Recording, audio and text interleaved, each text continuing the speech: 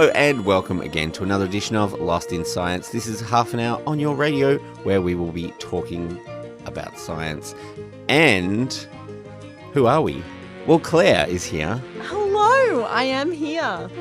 And today I am actually going to be talking a little bit about a country I am heading off to very soon. You're leaving us? Yeah, look, it's just a holiday. I will be back. Before you know it, Chris, before you know it, I'm heading to Ethiopia, and Ethiopia's main export is a plant that we all know and we all love. It gets me up in the morning, and it gets me ready for work. So if you can guess what that is. Orange juice. No. Oats, rolled oats. Bananas. No. It is. Palm oil. No, it's coffee. Anyway, Coffee. Oh, of course. Yeah. That would be my next guess. And so it is a very big coffee producing country. And obviously with climate change, coffee producing regions around the world are changing.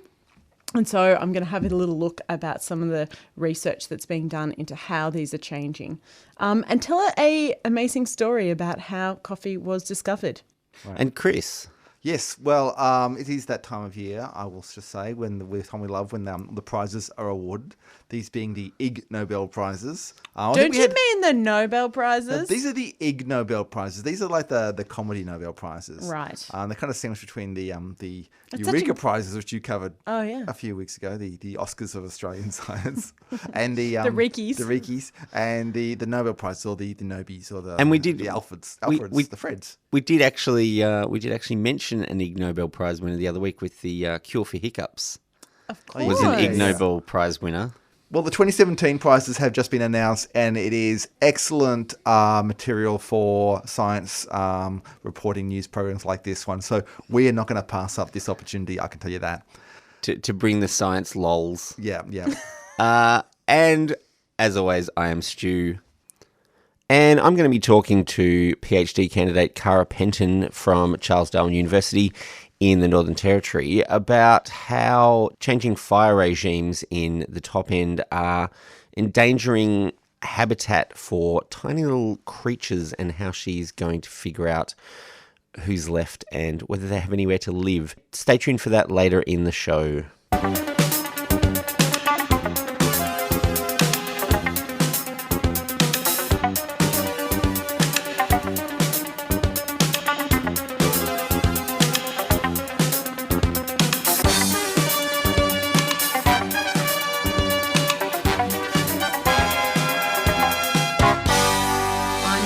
Off to Ethiopia very soon, as I just said. Ethiopia, what comes to mind when you think of Ethiopia? Injera bread? Oh, that kind of spongy flat bread. Yeah, that's pretty good. The Great Rift Valley, maybe? Is it in Ethiopia? Yes, well, one of the countries. I think it's all throughout East Africa. It's so great. It's so great. It spreads across a few different countries. Yeah, Was Haile Selassie from Ethiopia? Pretty sure I think Ethiopia. Yeah, I think you're right. Churches that have been carved from rock. Yeah. You know those amazing churches? I believe they have an Ark of the Covenant there in one of those. An Ark of the Covenant.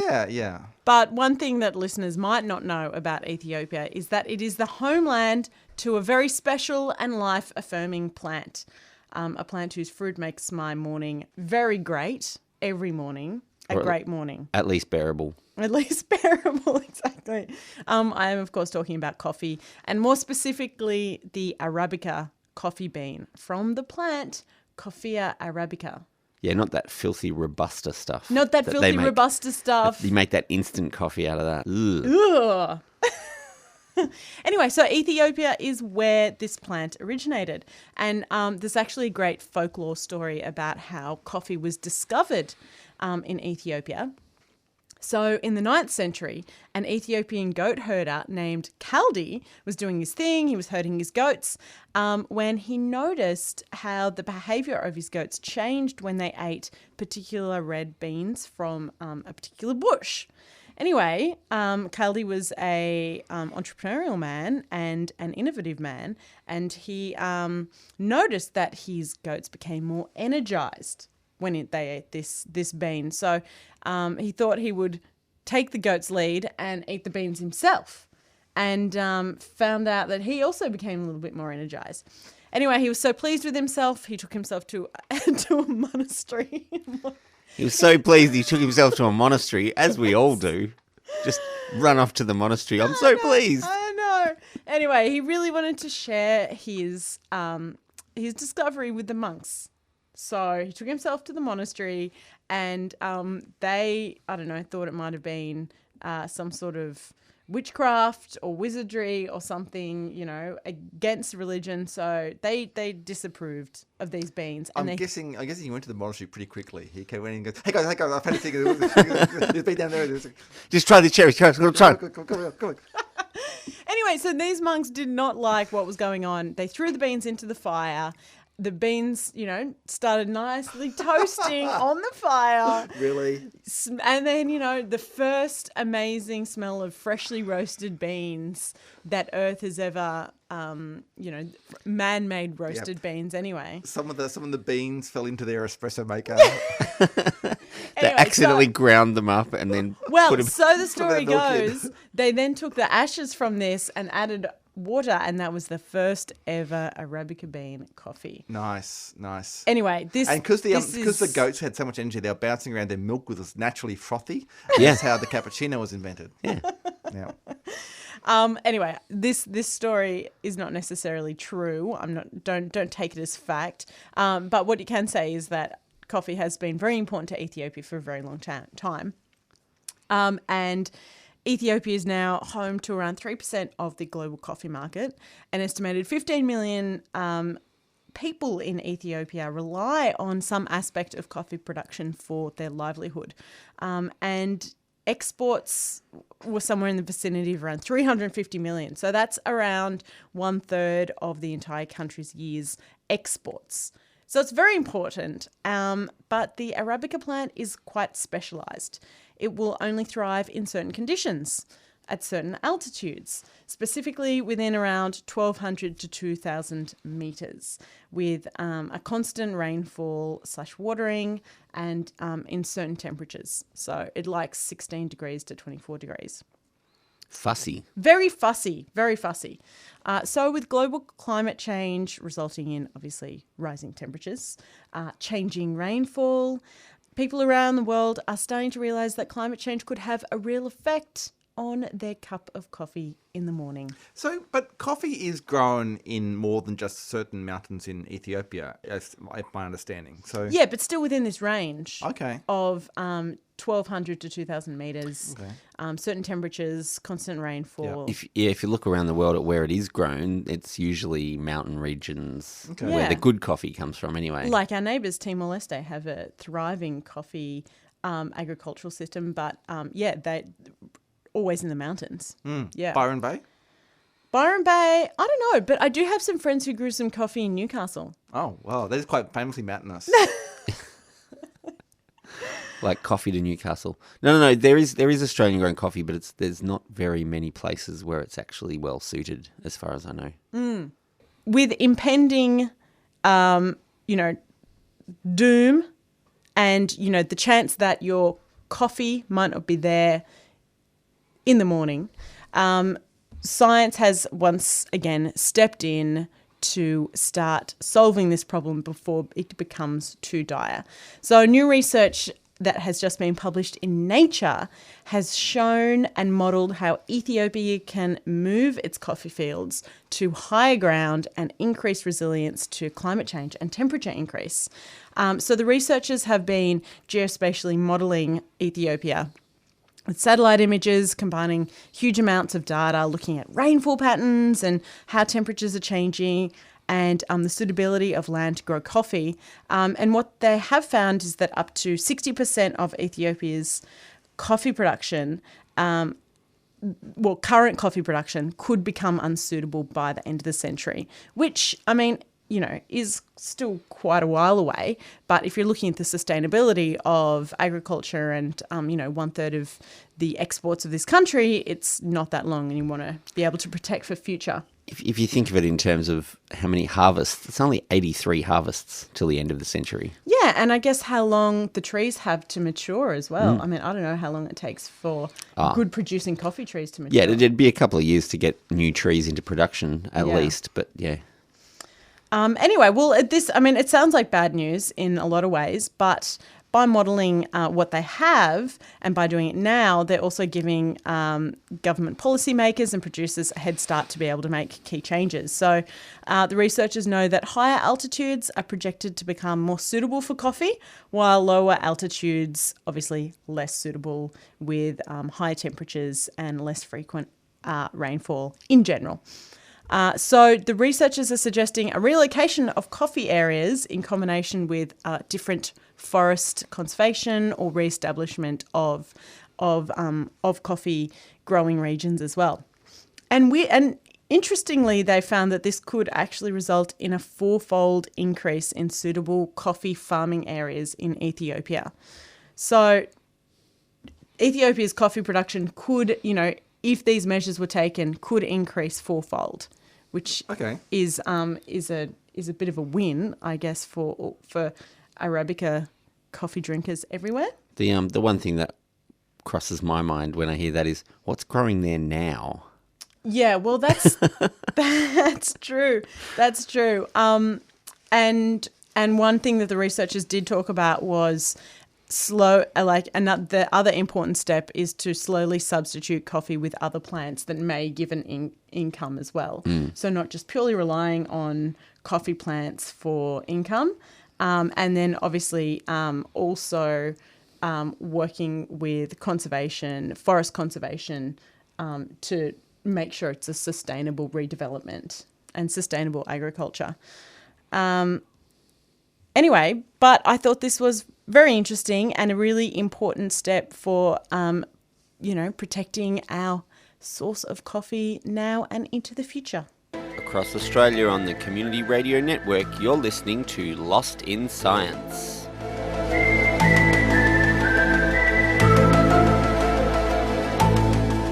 Yes, you are listening to Lost in Science. My name is Chris, and it is my honour to tell you about the this year's IgNobel Prizes. Always a fun time of year.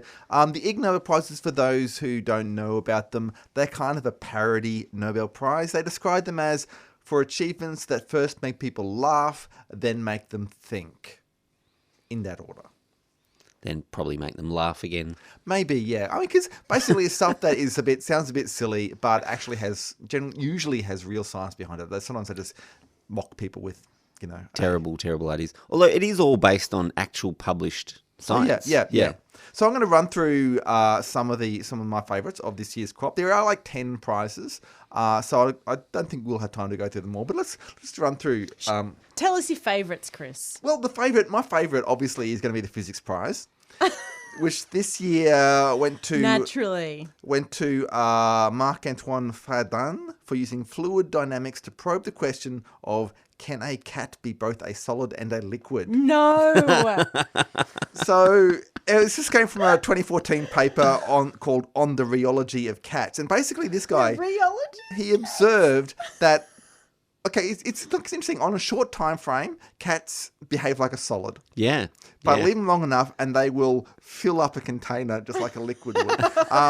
He got this after seeing pictures on the internet. I've got some pictures here I can show you guys in the studio there. Okay. So you're talking like when a cat sees an empty box that is way too small for it, yet it still wants to get have a look at the picture of the cat in the sink. Yeah, the cat in the sink. Wow. The cat in the wine glass is a particularly good one. They act like and this cat in a vase cone. Well, he does seem to suggest that long enough. That cat in the bottom corner, the one that's in a sort of a conical shaped bowl, he describes as acting like a gas because it's kind of extending out of the bowl as well. Calculating the Deborah number, which is a number that is used to describe fluidity. So it's basically, you can essentially look at the time it takes the cat to fill up a container and work out what its properties as a liquid are. So it's an interesting exercise in applying... Is it a liquid or is it a fluid? A fluid, yeah. Yeah, when I used to give presentations about fluids to primary school kids, we would say, what do fluids do? They take the shape of their container and they flow. Yeah, well, cats can also flow. Do they? I've seen them fall off things as if they were flowing. Yes.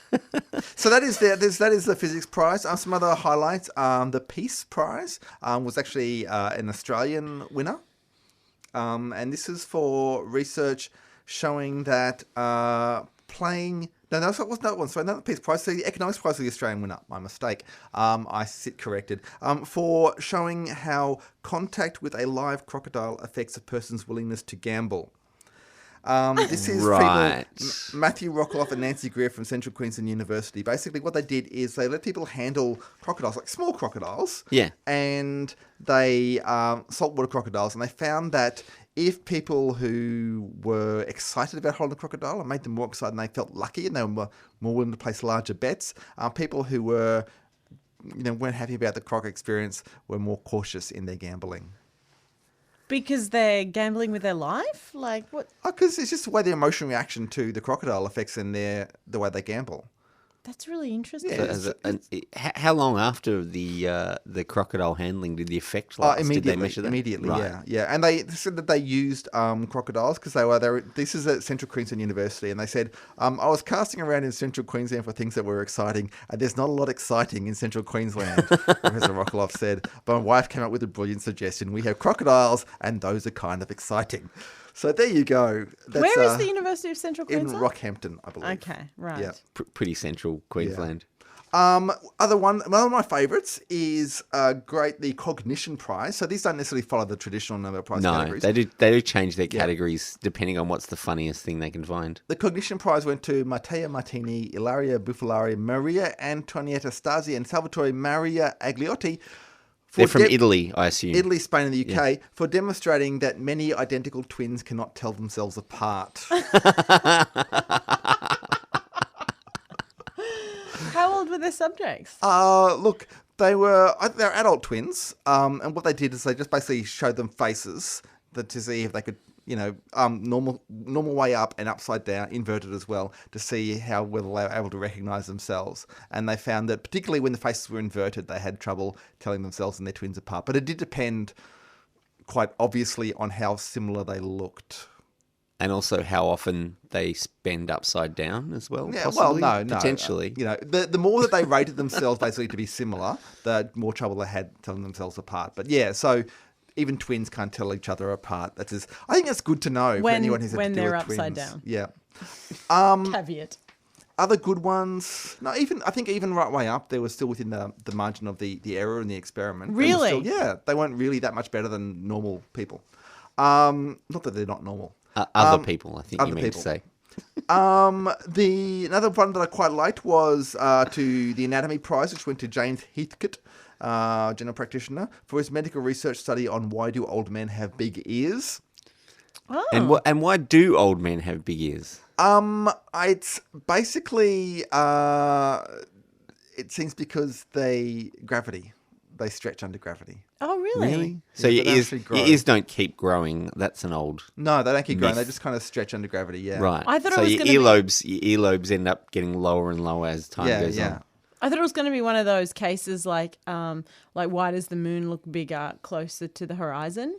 And it was just like maybe the ears were getting closer to the front of the face. Oh, well, you know how. No, well, actually, Yeah. the older they are, the more likely they are to have short hair. If you think about it, Oh, yeah. Older men get their hair cut shorter and shorter. Totally. Yeah. Yeah. So maybe that or has something bolder to and do with bolder, it. yeah. Yeah, could be. I'll just run through some of the other ones quickly. The Peace Prize did go to researchers who basically found that playing the didgeridoo helps cure snoring.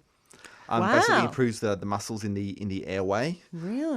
So that circular breathing of playing the didgeridoo has some. Well, they Exercising put it down effect. to the exercising of the muscles. The Biology Prize went to discovery of a cave insect that had both a female penis and a male vagina.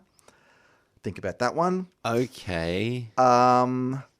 The Fluid Dynamics Cool. Prize to a Korean researcher who studied the dynamics of liquid sloshing to learn what happens when a person walks backwards while carrying a cup of coffee, which is very important, as you can imagine. No. Anyway, I highly recommend you looking up the Ig Nobel Prizes if you want to be made to laugh and then made to think. Lost in Science, I think we try and do it the other way around, or maybe you can think and laugh at the same time. Science, the final frontier.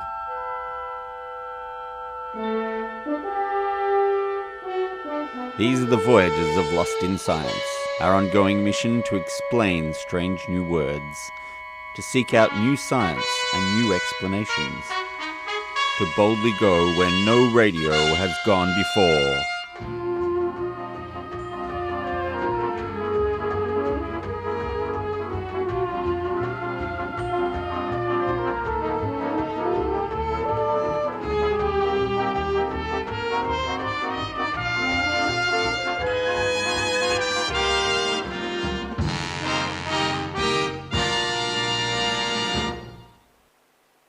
In Australian landscapes, fire has been a traditional part of land management, but there is some doubt about whether current fire regimes that have been introduced since European settlement are having the same effect in keeping the natural ecosystems functioning. I've got joining me on the phone today a researcher from Charles Darwin University, Cara Penton, who is looking into the effect of current fire management practices on native fauna in particular. Thanks for joining us on Lost in Science, Cara. Thank you for having me. No worries. So, as far as fire goes, in the Northern Territory, fire is probably a little bit different to in other parts of the country. The temperate fire regimes are slightly different. How does fire work in the tropics? Yeah, so in our northern savanna systems, fire is a lot more frequent, with savannas being burnt in intervals of usually around 3 years. And we have kind of two separate fires that we can separate into, which is mainly occurs in our dry season in March to about August. And if it's early in the dry season, there's a lot of moisture in the system still, so they're low intensity burns. They move very slow and they just generally burn the leaf litter. And then when we get towards the end of the season, which we've seen in the news recently, we get these really big, hot, dry, intense fires that can take out the landscape. So are these I guess, are these natural fires that are occurring, or are these fires that that authorities are setting for other purposes? Yep, so most planned burning aims to burn early in the dry season. However, this is not exactly what occurs in practice, just due to resources and time management. Also, we still deal with, people intentionally setting fires, which has occurred recently in the Northern Territory. Especially at this time of the year, can be quite dangerous. And some of this is natural, but generally speaking, most of the thing that does occur up here now, definitely near asset protection areas, is management based.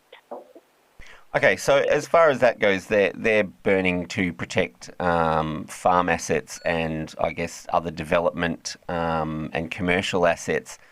Now, obviously, that's not putting the natural ecology at the top of the list of priorities. What effect are the planned burns having on the natural ecological systems in the Northern Territory?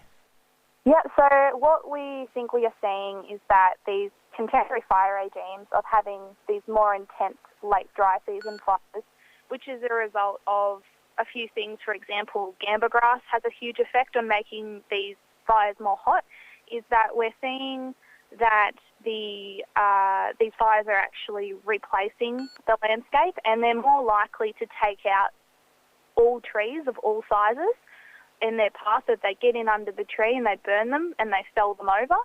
And so, in places like Kakadu, for example, we can see that the trees are smaller, they're younger, and there's not as many big old trees in the landscape. So the gamba grass, is that an introduced species? Is that, yeah. So that's an exotic that's come in, and it's benefiting from this fire regime as well. Yes, it is. So it's a grass that doesn't cure the same as our homegrown grasses, and they grow very, very tall, and so effectively they allow that flame to go a lot higher, which helps the fire in terms of its heat and also to affect the trees and scorch the canopies. So what's the big problem with the trees being removed from the landscape? So the big problem that we could be seeing up here is that we're losing these large old trees or even younger trees that would potentially grow old. And these trees have hollows, which are an incredibly important ecological resource for 40% of our animals in the top end. So these hollows effectively work as homes and shelter for these animals, and they're more abundant in large old trees because they take time to develop. Okay, so have you or has anyone noticed a decline in the numbers of these animals that live in the trees? Yep, so in Kakadu about 5 years ago, there's been long-term trapping for about 20 years, and we've seen the brush-tailed rabbit rat basically disappear from the data set. The black rat has also declined, and we also know that they're declining over the top end. So recently we're seeing crashes also on the Coburg Peninsula. So these declines for these tree-dwelling mammals has already been documented, but the question is why. Okay, and you personally have been climbing up trees looking for animals, is that right? Yeah, so as part of my research, I'm looking at these hollows in the trees, of actually assessing how many hollows do we have, what's the quality of these hollows, and hopefully trying to find a couple critters, which I will admit are far and few in between. But yeah, getting up in the trees and actually seeing the quality of these hollows is really important, because something we count from the ground may not necessarily be adequate for an actual animal to live in. So aside from, I guess, changing the fire regime, what's the next step in your research? Yeah, so we're looking at next year to track at least 10 individuals of 3 different species and tracking them to their hollows so that we get an idea, I guess, of what type of hollows they use, how much of the land they require, and then also in the future to look at, I guess, the management of implementing it not only with fire but also grazing, cattle grazing, because that's a big part of the Northern Australian landscape, and also looking at, I guess, potential options to protect these species, of whether we need to look at nest box implementation or maybe predator-proof zones to ensure that these species actually survive into the future. Well, it sounds like really interesting work, and I would be interested to catch up with you next year after you've tracked some of these little critters around and see what they actually do get up to when they're not, when they haven't got nesting in the trees available to them. Yeah, me too. Looking forward to it. And yeah, we do know that they change their behaviour based on the available hollows in the system. So it'll be great to know where they're utilising otherwise. Well, I'll definitely be in touch, and we'll try and catch up with you again once you've got some more information about that. Thanks for joining us on Lost in Science and filling us in about your research in the top end. No worries. Thanks for having me.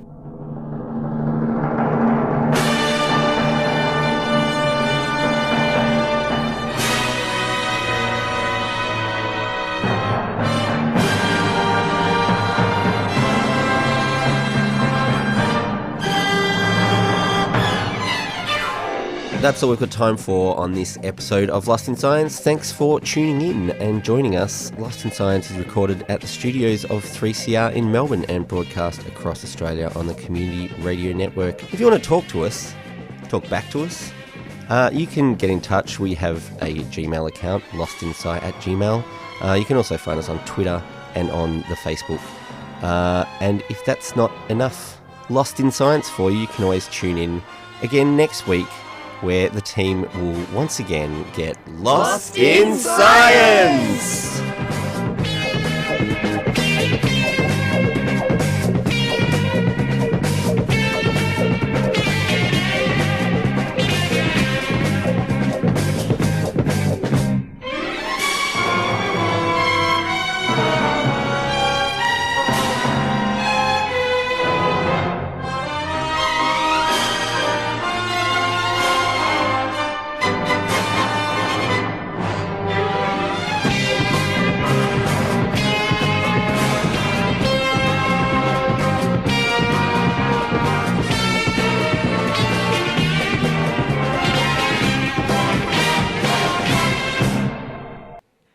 been listening to a 3CR podcast produced in the studios of independent community radio station 3CR in Melbourne, Australia. For more information, go to allthews.3cr.org.au.